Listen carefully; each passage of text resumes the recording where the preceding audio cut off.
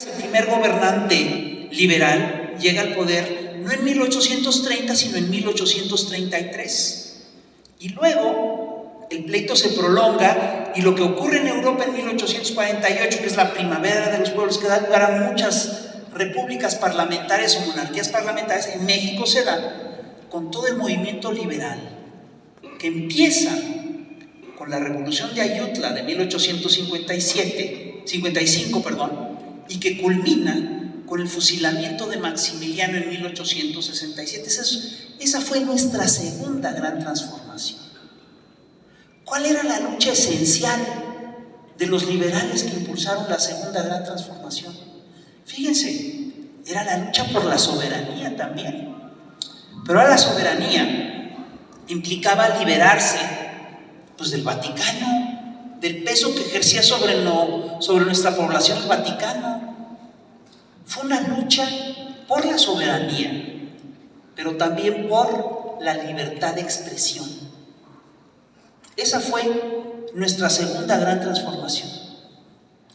Y les voy a decir, ¿ustedes creen que eso no ha marcado nuestra vida y nuestra historia? Por supuesto que sí. Les voy a dar un ejemplo muy simple. México fue el único país de América Latina que se echó estos pleitos a fondo y que se echó el tiro, ¿sí?, de establecer, de buscar una segunda independencia. Juárez lo llaman el segundo libertador. Y tú dirás, bueno, ¿y eso en qué nos beneficia? Pues te voy a contar algo. ¿Saben cuándo se estableció el divorcio en México? Se establece en la década de 1860. ¿Saben cuándo se establece en Argentina? Un siglo después. Un siglo después. Todos esos derechos son derechos adquiridos, son cruciales. Hoy en día pues a nadie le escandaliza mucho que alguien se divorcie, ¿no? En aquella época era un escandalazo. Son libertades.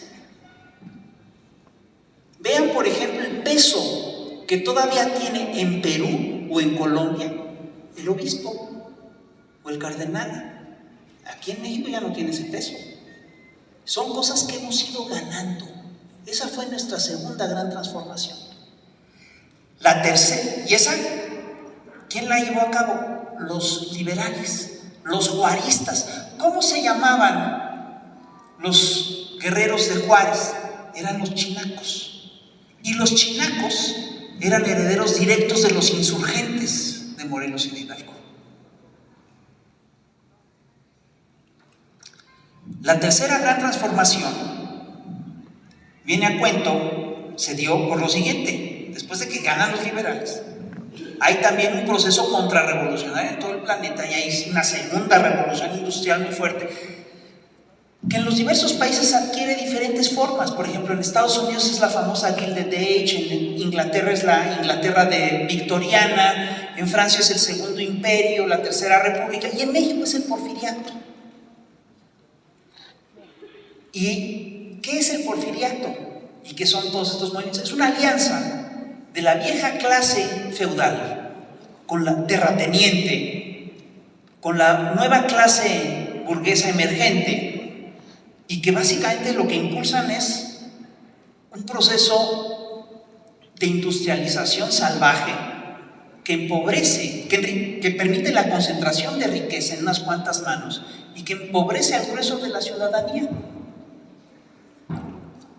Y hubo una cantidad de injusticias, las injusticias se ahondaron, y la gente trabajaba 17 horas en las fábricas, y había peones que tenían trato de esclavo, y había un maltrato constante y brutal, y estaba prohibido a la asociación sindical y todo eso. Y aquí en México hubo una protesta contra esa revolución industrial, contra ese movimiento conservador de sobreexplotación. Y ese mismo proceso se dio también en otras partes del planeta, Corresponde claramente con el movimiento de auge del socialismo en Europa. El socialismo tenía varias vertientes en Europa. Estaban los marxistas y los anarquistas y los socialdemócratas, etc. Pero aquí en México la corriente más fuerte era la de los anarquistas. Y los anarquistas aquí en México llegaron a consolidar todo un proyecto de nación que era distinto al dominante. Y los Flores Magón, en un documento de 1906 que es muy importante, que es el programa del Partido Liberal Mexicano de 1906, lo que hacen es que se plantean una república de derechos. ¿Qué hicieron? Estaban luchando, fíjate, por las mismas cosas por las que luchaban sus antecesores. Luchaban por la soberanía de la nación, porque había mucho capital extranjero, etc. Luchaban también por la libertad de expresión, porque había una censura brutal en tiempos de Porfirio Díaz. Pero luchaban por una cosa, incorporaron a sus demandas una cosa que fue muy importante: los derechos sociales. Los derechos sociales. ¿Qué son los derechos sociales? El derecho a una vida digna, material, el derecho a descansar, el derecho a la salud, el derecho a la educación. Y eso, fíjense, forma parte de la oleada socialista global. Pero el primer país en el que se concreta una revolución social fue este. Y el primer país que consagra a nivel de ley, fíjense bien, los derechos sociales es el nuestro. Aquí es donde se inventa el estado de bienestar, ni más ni menos. Aquí es donde se establece por primera vez. Y les voy a poner un ejemplo. ¿Y ustedes creen que eso no tiene un impacto en nuestras vidas? ¿Quiénes eran los señores que hacían estos movimientos? Eran los Juanes y las Adelitas los que echaron a andar la revolución. Y también luchaban por la democracia, porque no se respetaba el voto. Pero, ¿ustedes creen que eso no ha cambiado nuestras vidas? Mucha gente aquí que tiene más de 60 años sabe perfectamente que hubo un momento en este país en el cual había derecho al trabajo y había seguridad social, y tú ibas al seguro social y te atendían bien. Y sabemos además que salías a chambear, salías de la universidad y te daban chamba con salario mínimo, pero el salario mínimo no estaba mal. Casi te alcanzaba para mantenerte, o te alcanzaba para mantenerte. Todo eso, compañeros, son cosas que conquistamos en la tercera transformación del país.